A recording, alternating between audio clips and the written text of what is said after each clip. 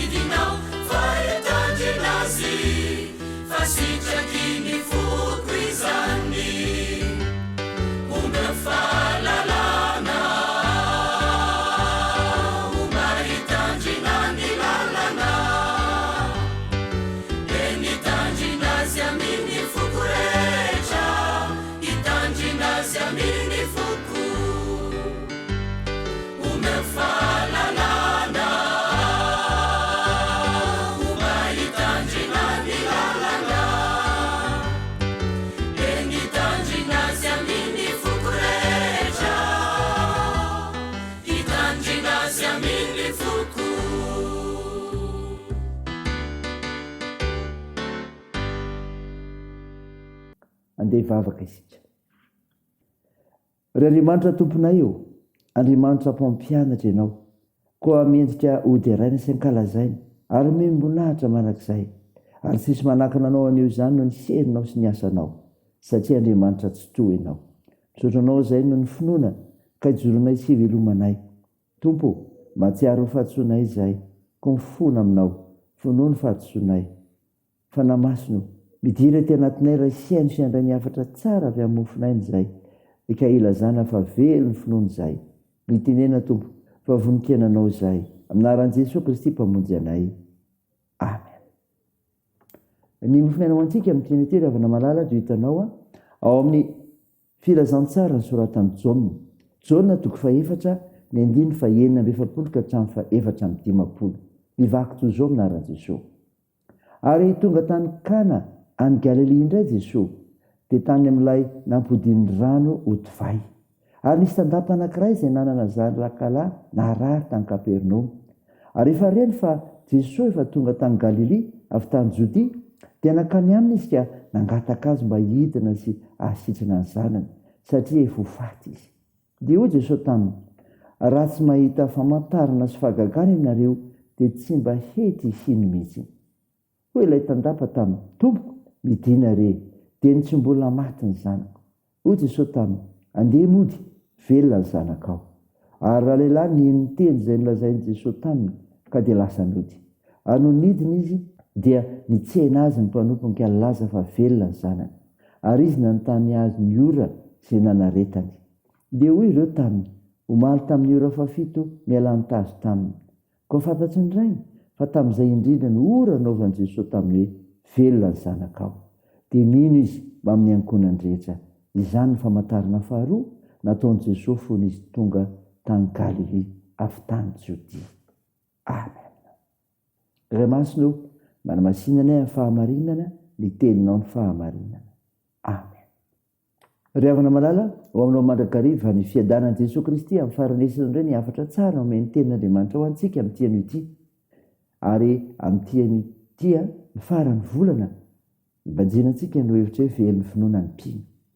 Izany tokoa ry havana, kanefa ny fandraisantsika izany dia hoe ny fahavelomantsika rehetra dia tokony velona izany finoana izany tsika. Tanjona ny amin'izany lohateny mbanjinina izany.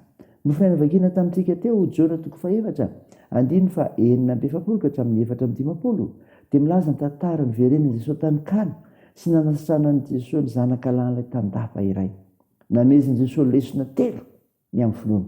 Tiana omenanao koa izany, tiana hozaraina aminao koa izany, ary tokony hiainanao tokoa amin'ny fahavelomanao.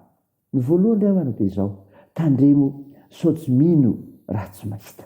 Izany ry havana. Eno inge ny tenin'i Jesosy hoe raha tsy mahita famantarana sy fahagagana ianareo dia tsy mba hety hiny mihitsy. Ny 2:7.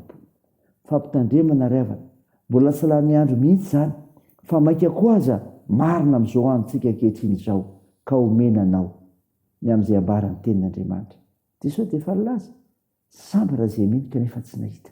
Ka mafisy indray ry havana ao finoantsika izany, ny amin'izay inontsika tokoa, ny amin'ny tenin'Andriamanitra menantsika, ny amin'ny zavatra mitranga eo amin'ny fiainantsika. Fa ny faharoa eto omenantsika dia izao: ny tenin'i Jesosy no andrerana finoana. Ary dia hita eto izany ry havana, mahafa ity lehilahy ity fa rehefa niteny Jesosy hoe andeha mody, velona ny zanakao, dia tsy nisalasala izy. Ary raha lehilahy nino teny izay nolazain'i Jesosy taminy ka dia lasa nody. Ny 10 izany. Ny tenin'i Jesosy no niorenany ary noporofony tamin'ny fankatoavana izay nasain'i Jesosy nataony izany. Finoana ny tenin'i Jesosy izany. Zava-dehibe izany ry havana. Ny finoantsika ny tenin'i Jesosy Kristy, ny hanafarany antsika, ny amin'izay andrahany antsika. Andreno finoana izany ry havana. Tanterao izany, aza misalasala, zava-dehibe ny amin'izany. Ny hafatra fahatelo ny amin'ny lesona fahatelo eto izao hoe fatratra izany ankonana miaraka mino izany. Izany koa ry havana izy amin'ity 3:10 ity, dia nino izy mba amin'ny ankonany rehetra? Niara-ndreny fijoroana ho vavolombelon-dra lehilahy izy mianakavy, ary niara-nahita ny fahasitrahana narary dia niaraka niny. Niara-niny. Fatratra izany ry havana. Ary dia ambara aminao koa: minoan'i Jesosy Tompo dia ho vonjeny ianao sy ny ankonanao. Ao rendray ry havana, ny fiaraha-mivavaka ao tokantrano, fiainona ny tenin'Andriamanitra, fiaraha-mivavaka ihany koa. Raha izany ry havana, ho voninahitra Andriamanitra. Hivavaka isika. Andriamanitra, misaotra anao no nofinaina meno anay izay namezan'i Jesosy lesona teviny amin'ny finoana, mba hinona dia tsy nahita aza, manorina ny finoana amin'ny tenin'i Jesosy Kristy. Ary milaza ny amin'ny fiaraha-mino amin'ny ankonana. Jesosy, misaotra anao izay amin'ny asa meno anay. Taio izany ary ampirezo izay anao asa tsara amin'ny finoananao, ka joneo vavolombelona fa avy aminao izany, ka hivelomanay ny finoana maro. Mio asa tompo ireo mitady izany, indrindra ireo very asa no zavatra mitranga, zavatra aseho teto amin'ny firenena, ary hiveloman'ny fikasana tsara rehetra. Tompo, vavaka aminao izay ho andreo marary mila ny vavakay. Atsoro ny tananao anendriny rofy sy ny aretina rehetra, toan'ny asa fitsaboana. Tompo, atanjao ireo azony manjo, toandreo marefikiola sy sahirana, tsinjovo ireo any am-pigadrana, mitahihany amin'ny azakazaka ataonay, ka ampairezanao anay amin'izay ataonay sy ny fikasana tsara rehetra. Tahio ny fianarana ataonao zanakay, ny fitezana ataonay.